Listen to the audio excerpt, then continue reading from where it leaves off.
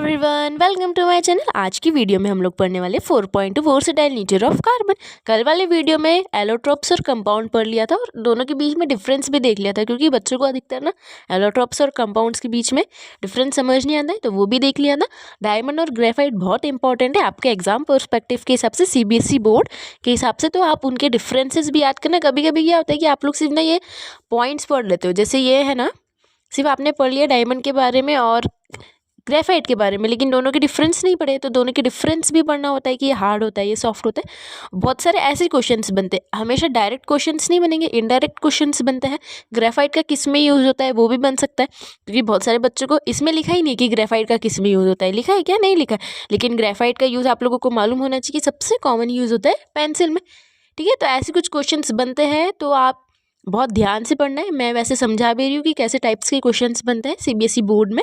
ठीक है, और जो लास्ट वाला था वो फुटबॉल जैसे स्ट्रक्चर वाला, वो इतना इंपॉर्टेंट है नहीं, फिर भी आप लोगों को उसको पढ़ लेना है। और ये वाले जो क्वेश्चंस होते हैं ना, ये भी बहुत इंपॉर्टेंट होते हैं। हाँ, और एक और मैं बताना चाहूँगी आप लोगों को कि जैसे कि आप लोगों का भी पेपर है फरवरी में, 15 से चालू हो जाएगा। आप लोगों का साइंस का शायद 26 तारीख को है, ऐसा मेरे नॉलेज के हिसाब से शायद 26 फरवरी को है। ठीक है, तो एक महीना ही है। एक महीना भी अपन पूरा नहीं बोल सकते, क्योंकि पहले भी आपके बहुत सारे पेपर्स हैं। तो आप लोगों के डाउट्स रहते हैं कि आप लोगों को क्या सैम्पल पेपर सॉल्व करने हैं ना। तो सैम्पल पेपर सॉल्व करने से पहले मेरा आप लोगों से ये सजेशन है, मैं आपको ये सजेस्ट करती हूँ कि सैम्पल पेपर्स तो ठीक है आप लोग सॉल्व कर लो, लेकिन सबसे पहले ना ये जो NCERT होती है ना, वो बहुत इंपॉर्टेंट होती है। अभी इसमें एक एक लाइन जो होती है ना, ये NCERT की अगर आप पढ़ोगे ना, तो एक एक लाइन बहुत इंपॉर्टेंट होती है। जैसे अभी ऊपर वाले येलो वाला टेबल था ना, तो वो लाइन्स भी बहुत इंपॉर्टेंट होती है। और अभी आप लोगों का जो साइंस का पेपर आएगा, वो साइंस के पेपर में कॉम्पिटिटिव लेवल के क्वेश्चन ज़्यादा आएंगे। डायरेक्ट क्वेश्चन नहीं आएंगे कि what is the meaning of versatile, ये आ गया, ऐसा कुछ नहीं आएगा कि कार्बन कौन कौन से कंपाउंड्स बनाता है। ऐसे डायरेक्ट क्वेश्चंस आएंगे, लेकिन ज़्यादा कौन से आएंगे, कॉम्पिटिटिव लेवल के क्वेश्चंस ज़्यादा आएंगे। तो आप लोगों को उसके हिसाब से तैयारी करनी है, और उसके हिसाब से तैयारी करने के लिए सबसे पहले आपका बेस जो है ना क्लियर होना चाहिए। आपको मालूम होना चाहिए, जैसे यहाँ पे लिखा है मीथेन, तो आपको पता होना चाहिए कि मीथेन क्या होता है। अगर आपको ये पता नहीं और अगर आप सैम्पल पेपर सॉल्व करोगे तो फिर कोई सेंस उस बात का है नहीं। तो पहले NCERT अच्छे से करो, सारे NCERT के ही आप लोग लेक्चर्स देखो जो ज़्यादा NCERT पे फोकस करते हैं। उसके बाद थोड़ा सा अगर आपको एक्स्ट्रा पढ़ना है वो पढ़ो। और सैम्पल पेपर्स में कभी कभी थोड़ा हाई लेवल का भी रहता है, क्योंकि मैंने भी 10th 12th के सैम्पल पेपर्स देखे हैं, तो उसमें भी थोड़ा हाई लेवल का तो है, लेकिन आप ट्राई कर सकते हो जितना आपसे बने। बाकी NCERT इज़ मस्ट। और ये जो क्वेश्चंस होते हैं, ये वाले क्वेश्चंस भी बहुत इंपॉर्टेंट होते हैं, और एक्सरसाइज भी बहुत इंपॉर्टेंट रहती है ना। तो आप लोग मतलब देख लेना, जैसा भी आपको स्कूल में जैसा भी सजेस्ट करे। और आप लोग के प्री बोर्ड्स भी हो गई होगी, तो आपके प्री बोर्ड्स में कैसा आया है, क्या आया है, वो आप लोग देख लेना। ठीक है, तो आज की वीडियो में हम लोगों को ये स्टार्ट करना है।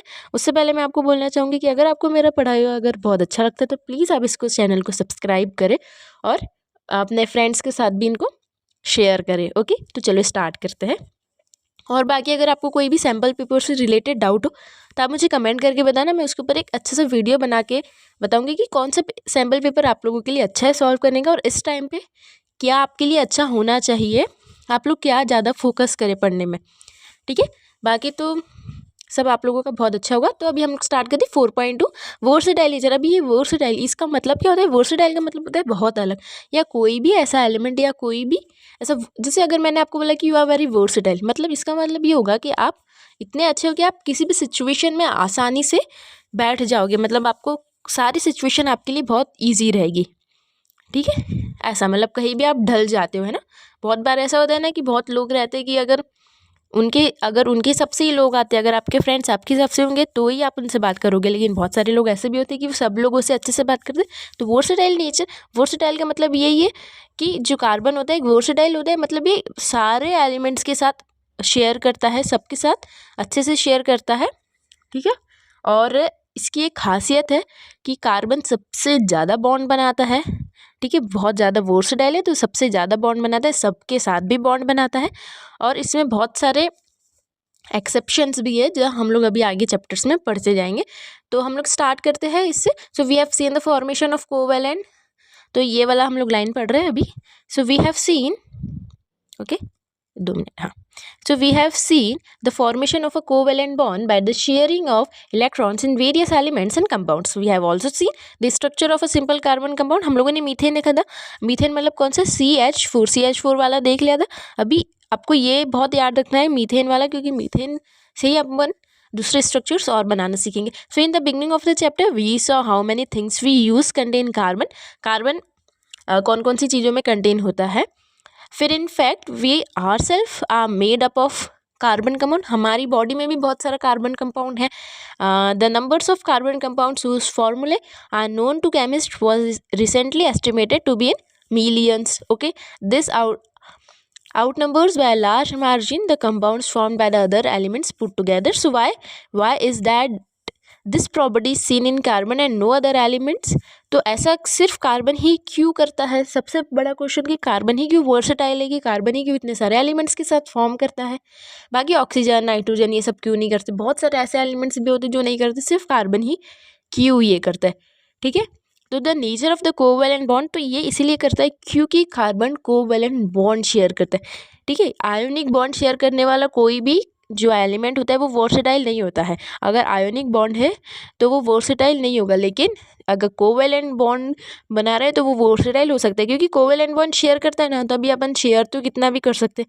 देने में अपन को थोड़ी सी प्रॉब्लम होती है, जैसे आयोनिक बॉन्ड जो देता है उसमें उसको थोड़ी सी प्रॉब्लम होती है, लेकिन शेयर करना है. कोवैलेंट बॉन्ड का मतलब भी क्या है, शेयर. शेयर मतलब मांडोली कहते हैं ना, तो शेयर करना होता है. तो शेयर तो अपन कितना भी कर सकते हैं. ठीक है, तो क्योंकि the nature of covalent bond enables carbon to form a large number of compounds. मैंने आपको कल वाले लास्ट में बताया था, कल वाली वीडियो में, कल लेक्चर जो था, कि जो कार्बन है अपन उसकी कितनी भी इनफाइनाइट चेन बना सकते हैं, क्योंकि वो कोवैलेंट बॉन्ड शो कर रहा है. लेकिन अगर ऑक्सीजन है उसकी अपन बहुत लंबी चेन नहीं बना सकते, क्योंकि ऑक्सीजन भी भले से, जैसे O2 में कोवैलेंट बॉन्ड है. ठीक है, आप लोगों ने बोला कि ठीक है O2 में तो अभी O2 है. ठीक है, O2 में कौन सा बॉन्ड है, कोवैलेंट बॉन्ड है. लेकिन वो क्यों नहीं इतनी लंबी चेन बना रहा है, क्योंकि O2 ऐसा कर ही नहीं सकता, वो इतना ज़्यादा शेयर ही नहीं करता है.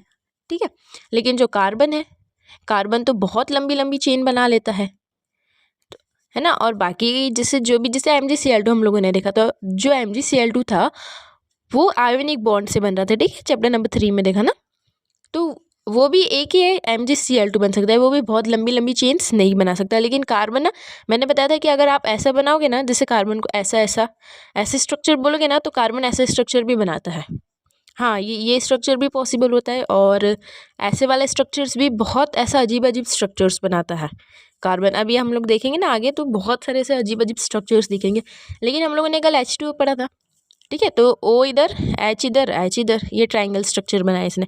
ठीक है, NH3 पढ़ा था, तो NH3 जो है वो भी कोवैलेंट बॉन्ड बना रहे, लेकिन उसका भी तब वर्सेटाइल नहीं कि वो बहुत सारे अलग अलग स्ट्रक्चर्स बनाए. वो कैसा ट्राइपॉड जैसा बना रहा था ना, N इधर, फिर H इधर. ठीक है, लेकिन कार्बन जो है वो बहुत सारे ऐसे स्ट्रक्चर्स बनाता है, बहुत अजीब अजीब स्ट्रक्चर्स भी बनाता है. ठीक है, डायमंड में तो देख लिया आपने, ग्रेफाइट में भी देख लिया ना कैसे स्ट्रक्चर्स बनाते हैं. ठीक है, तो अब हम लोग देखते हैं 2 factors notice in the case of carbon are. अभी हम लोगों को 2 केस पढ़ने हैं, केस नंबर 1 है और ये केस नंबर 2 है. ठीक है, तो अभी इसको समझते हैं. और देखो ये वाला जो पैराग्राफ था ना, ये वाला जो अभी हम लोगों ने पढ़ा इधर से, तो ये कोई इतना इंपॉर्टेंट नहीं है. हाँ, लेकिन इसके जो, तो आप इसको स्किप भी कर सकते हो. बहुत सारी चीज़ें जो रहती है वो कभी कभी इंपॉर्टेंट नहीं भी रहती, लेकिन ये जो लास्ट लाइन है ना, यहाँ से आपका क्वेश्चन एक बन सकता है. ये वाला जो है, यहाँ से ये वाला क्वेश्चन आपका बन सकता है. कौन सा क्वेश्चन बनेगा कि why is the property seen carbon में क्यों देखी जाती है, अदर एलिमेंट्स में क्यों नहीं. तो ये इसका आंसर भी उन्होंने नीचे मेंशन जो है वो किया है.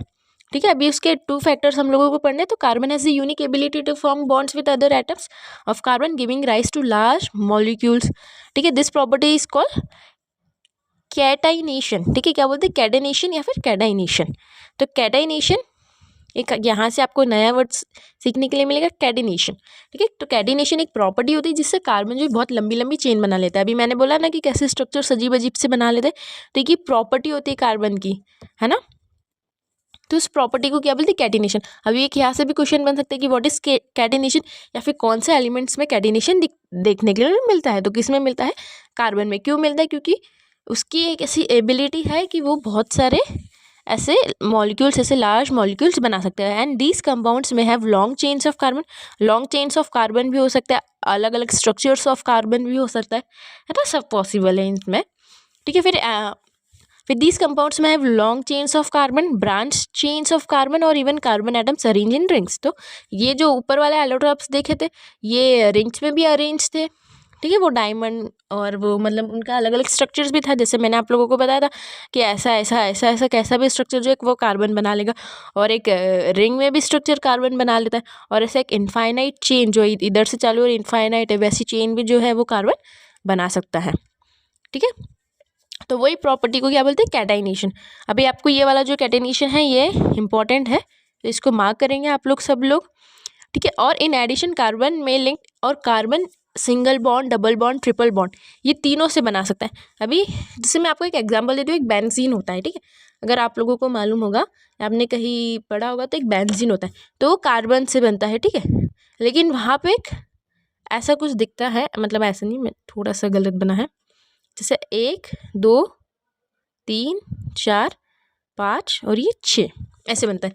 तो यहाँ पे जो पॉइंट्स रहते हैं ना, ये एक हो गया, एक ये सारे ये कार्बन है, ठीक है, जैसे ये सारी जो है ये सब कार्बन है, ठीक है, ये सारा मतलब ये वाला पॉइंट हो गया, ये नहीं थोड़ा सा अलग हुई, तो ये सारे कार्बन है, और यहाँ पे एक डबल बॉन्ड है, और फिर एक गैप हो जाता है, फिर यहाँ पे एक और डबल बॉन्ड है और एक गैप हो जाता है, यहाँ पे एक और डबल बॉन्ड है, तो इसको बेंजीन बोलते हैं। तो ऐसा डबल बॉन्ड भी जो बनाता है, और ऐसे सिंगल बॉन्ड, ट्रिपल बॉन्ड्स भी सारे बॉन्ड्स बनाता है। जैसे अगर आप देखोगे ना तो कार्बन क्या करेगा, एक ऐसे स्ट्रक्चर भी बनाता है, ट्रिपल बॉन्ड, फिर ट्रिपल बॉन्ड, फिर ऐसा ऐसे इनफाइनाइट चेन चलती रहेगी, फिर एक कार्बन ऐसा डबल बॉन्ड भी बनाएगा, फिर कार्बन सिंगल बॉन्ड वाला भी बनाएगा, ठीक है, और ऐसी चेन जो उनकी चलती रहेगी। और ऐसे सर्कल में तो चेन नहीं चलेगी, सर्कल में तो एक टाइम पे ख़त्म ही हो जाएगा ना, तो सर्कल भी बनाता है, बहुत सारे स्ट्रक्चर्स बनाता है, लेकिन ऐसा कोई भी एलिमेंट नहीं करता है, ये हमेशा गायब भी हो जाते हैं, ठीक है। तो डबल और triple bonds between their carbon atoms are called अनसच। अब देखो, अब इधर एक पॉइंट आता है कि अगर सिंगल बॉन्ड बना रहे, अगर कार्बन सिंगल बॉन्ड बनाता है, जैसे ये कार्बन सी सी सी सी ऐसा सिंगल बॉन्ड बनाता है, तो इसको बोलते हैं सैचुरेटेड कंपाउंड्स, अगर सिंगल बॉन्ड बना रहे। और अगर डबल, जैसे यहाँ पे डबल बॉन्ड बना लिया या यहाँ पे ट्रिपल बॉन्ड बना लिया, तो डबल ट्रिपल बॉन्ड्स बनाते हैं तो उसको बोलते हैं अनसैचुरेटेड कार्बन्स। तो ये 2 पॉइंट्स हो गए, तो आप ये दोनों पॉइंट्स को याद कर लेना। यहाँ पे लिखा है ये कि अगर linked by only single bond तो वो क्या हो जाता है, सैचुरेटेड, और compounds of carbon having double और ट्रिपल बॉन्ड्स तो वो क्या होते हैं, अनसैचुरेटेड कार्बन्स होते हैं, ठीक है। ये वाले पॉइंट्स आप लोगों को क्लियर हो गया है। अब हम लोग देखते हैं कि नो अदर एलिमेंट, अभी कोई भी ऐसा एलिमेंट नहीं है जो कार्बन जैसा डबल बॉन्ड, ट्रिपल बॉन्ड या बहुत लंबी लंबी चेन्स बनाता है, ठीक है, ये कोई भी। लेकिन एक कंपाउंड होता है सिलिकॉन, सिलिकॉन जो है वो ऐसी चेन्स बनाता है, लेकिन बहुत लिमिटेड, वो सिर्फ 7 या 8 तक ही चेन बनाता है, लेकिन कार्बन तो इनफाइनाइट बनाता है। लेकिन जो सिलिकॉन होता है ना, ये यहाँ पे लिखा है ये वाला पॉइंट, तो जो सिलिकॉन होता है वो ऐसी चेन्स फॉर्म करता है, लेकिन सिर्फ 7 और 8 तक, ठीक है। अब सिलिकॉन के लास्ट शेल में कितने होते हैं, 4 इलेक्ट्रॉन्स होते हैं, ठीक है। हम लोग सिलिकॉन का SI से डिनोट करते हैं, और उसके लास्ट शेल में कितने इलेक्ट्रॉन्स होते हैं, 4 इलेक्ट्रॉन्स होते हैं। तो या तो वो 4 इलेक्ट्रॉन्स उसको डोनेट करने पड़ेंगे या तो विड्रॉ करने पड़ेंगे, लेकिन वो भी क्या करेगा, कार्बन जैसा शेयर करेगा। तो अब वो भी किससे शेयर करता है, हाइड्रोजन एटम से, लेकिन वो 7 to 8 तक चेन ही बना पाता है, ठीक है। और वो but this compounds are very reactive, ये कंपाउंड रिएक्टिव तो बहुत होते हैं, लेकिन ये कार्बन जैसा बहुत वर्सेटाइल नहीं है। तो आप सिलिकॉन को ऐसा नहीं बोल सकते कि कार्बन जैसा वर्सेटाइल, लेकिन the carbon carbon bond is very strong and stable, लेकिन जो कार्बन कार्बन बॉन्ड होती है वो ज़्यादा स्टेबल होती है और वो ज़्यादा स्ट्रॉन्ग होती है, ठीक है। And this gives us the large compounds which with many carbon atoms links to each other, ठीक है। तो अभी हम लोग सिलिकॉन का देखते हैं। आप लोगों को मैंने अभी सिलिकॉन बताया नहीं था ना, हाँ, हम लोगों ने सिलिकॉन नहीं देखा था, तो चलो ठीक है, सिलिकॉन देखते हैं। तो यहाँ पे मैंने लिया जैसे सिलिकॉन, अभी उसके लास्ट शेल में कितने इलेक्ट्रॉन्स है, उसके लास्ट शेल में अपन ने मान ली सपोज नहीं 4 इलेक्ट्रॉन्स है, तो अब वो क्या करेगा, 4 और हाइड्रोजन को ले सकता है ना। अभी आप लोग बोलेंगे कि 4 हाइड्रोजन को क्यों, तो क्या होता है कि जो ऑर्गेनिक केमिस्ट्री है, ठीक है, सबसे पहले तो आपको ये याद रखना है कि जो ऑर्गेनिक केमिस्ट्री है ये ऑर्गेनिक केमिस्ट्री का एक चैप्टर है। तो ऑर्गेनिक केमिस्ट्री जो है वो सिर्फ और सिर्फ कार्बन की है, और ये कार्बन बेस्ड है, मतलब उसमें बॉस कौन है, ऑर्गेनिक केमिस्ट्री में कार्बन है। कौन बॉस है इसमें, कार्बन है, और कार्बन के साथ हमेशा जो साथ में रहेगा वो रहेगा हाइड्रोजन। हाइड्रोजन आपको हमेशा कार्बन के साथ दिखेगा, हमेशा। तो ये 2 है जिन्होंने ऑर्गेनिक केमिस्ट्री बनाई है, ठीक है। सिलिकॉन बहुत छोटा पार्ट है, जो O2 N2 हम लोगों ने पढ़ा था, H2 पढ़ा था, H2O पढ़ा था, CO2 पढ़ा था, ये भी बहुत छोटे छोटे हैं, ये कोई ऑर्गेनिक केमिस्ट्री में नहीं आते। लेकिन ऑर्गेनिक केमिस्ट्री में मेन कार्बन और हाइड्रोजन का रोल है। तो सिलिकॉन को हम लोग हाइड्रोजन के साथ रिएक्ट करवाते हैं। तो सिलिकॉन के लास्ट शेल में कितने इलेक्ट्रॉन्स है? 1 2 3 4। अभी हम लोग हाइड्रोजन को लेते हैं, तो हाइड्रोजन में एक इधर हाइड्रोजन लिया, एक ही आ गया, एक यहाँ पे हाइड्रोजन लिया, एक इधर आ गया, एक हाइड्रोजन ही एक इसका इलेक्ट्रॉन ही, और एक हाइड्रोजन ही एक इसका इलेक्ट्रॉन ही। तो अभी कितना हो जाएगा? 8 हो गए पूरे सिलिकॉन के पास। अब देखो 1 2 3 4 5 6 7 8, तो ये पूरे 8 हो गए। तो सिलिकॉन क्या हो गया? स्टेबल हो गया सिलिकॉन, ठीक है। यहाँ पे हाइड्रोजन भी स्टेबल हो गया, 2 इलेक्ट्रॉन्स 2 इलेक्ट्रॉन्स 2 इलेक्ट्रॉन्स और 2 इलेक्ट्रॉन्स, तो इसको क्या बोलते हैं? Dot structure. तो ऐसा सिलिकॉन का बनेगा, और ये फर्स्ट चेन होती है। इसको क्या बोलते हैं? ये वाले को, ये हो गई हमारी फर्स्ट चेन, सिर्फ फर्स्ट चेन ये है। तो ऐसे हम लोग इनफाइनाइट चेन बनाते हैं, कितनी बहुत सारी चेन बनाते हैं। अभी तो हम लोगों ने इसका देख लिया था, सिलिकॉन वाला देखा था, लेकिन सिलिकॉन का क्या होता है कि ज़्यादा स्ट्रॉन्ग होता नहीं है। और उसकी चेन भी देख लेते कि कैसे एक ऐसा ही रहता है, फिर एक ऐसा ही रहता है, फिर एक ऐसे ही रहता है, फिर इधर इधर इधर कार्बन होते हैं चारों साइड, ऐसी जो उनकी चेन्स बनती है ना। तो ये देख लिया था। अब हम लोग आगे कंटिन्यू करते, तो आगे हम लोग पढ़ेंगे सेकंड वाला पॉइंट। तो since carbon has a valency 4, तो कार्बन की वैलेंसी कितनी होती है? 4 होती है। वैलेंसी मतलब होता है आउटर मोस्ट शेल में कितने इलेक्ट्रॉन्स होते हैं। वैलेंसी का क्या मतलब होता है कि जो सबसे आउटर मोस्ट शेल होता है उसमें कितने इलेक्ट्रॉन्स होते हैं। तो वैलेंसी सेम होती है, ठीक है। वैलेंसी जैसे सिलिकॉन की वैलेंसी, कार्बन की वैलेंसी, ये सारी वैलेंसीज क्या होती है? सेम होती है। मैं आपको ना एक और चीज़ बताऊंगी ये वीडियो के लास्ट में, ठीक है। तो अभी तो ये इसको कंटिन्यू करते, फिर एक और चीज़ मुझे आप लोगों का एक्सप्लेन करनी थी। तो अभी कार्बन की वैलेंसी होती है 4, so it is capable of bonding with 4 other elements. अभी 4 अदर एलिमेंट्स के साथ वो कैपेबल होता है बॉन्ड बनाने का। तो उसको जब 4 अदर एलिमेंट्स ऑफ कार्बन और atoms of some other monovalent elements, तो कभी कभी वो 4 अदर एलिमेंट्स के साथ भी होता है, कभी कभी 2 एलिमेंट्स के साथ भी हो जाता है। ऐसा ज़रूरी नहीं कि वो 4 के साथ ही हो, ठीक है। जिससे अभी हम लोगों ने पढ़ा कि CH4, तो मतलब कार्बन एक था, CH4 पढ़ा, तो कार्बन एक था और हाइड्रोजन 4 थे, ये वाला पढ़ा, ठीक है। लेकिन क्या हुआ कि हम लोगों ने एक CO2 वाला भी पढ़ा था। तो CO2 में क्या था कि कार्बन तो एक ही था, लेकिन कार्बन तो एक था, लेकिन ऑक्सीजन इधर 2 थे। लेकिन जब CH4 में हाइड्रोजन कितने थे? 4 थे, ठीक है। तो कभी कभी मतलब हाइड्रोजन के साथ वो सिर्फ एक इलेक्ट्रॉन शेयर कर सकता है, लेकिन ऑक्सीजन के साथ वो 2 इलेक्ट्रॉन्स भी शेयर कर सकता है, मतलब 2 पेयर ऑफ इलेक्ट्रॉन शेयर कर सकता है। ऐसा इस पैराग्राफ का मतलब है। फिर compounds of carbon are formed with oxygen, hydrogen, nitrogen, sulphur, chlorine and many other elements, giving rise to compounds with specific properties which depends on the elements other than carbon present in a molecule. तो मैंने पहले ही बता दिया कि carbon जो है वो इतने सारे एलिमेंट्स के साथ जो है वो रिएक्ट कर सकता है, और वो अलग अलग प्रॉपर्टीज उनकी बनती है।